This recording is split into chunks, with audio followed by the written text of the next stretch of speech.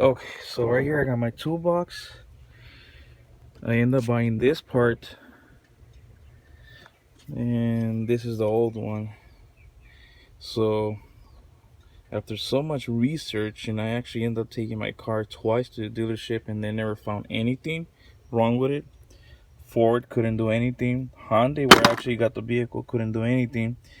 So I did my research around online and YouTube and all that stuff, and I ended up finding that this is actually the fuel pump relay, which actually, as you're gonna see, the one of the videos that I posted that it was not turning on.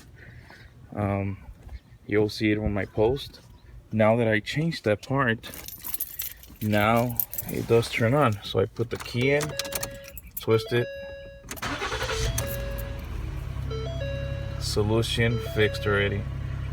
And I've been stuck a couple of days, like 3 times, 3 occasions. Yesterday I had to get a tow truck, and luckily I got AAA, and they dropped me off, and they left us for hours.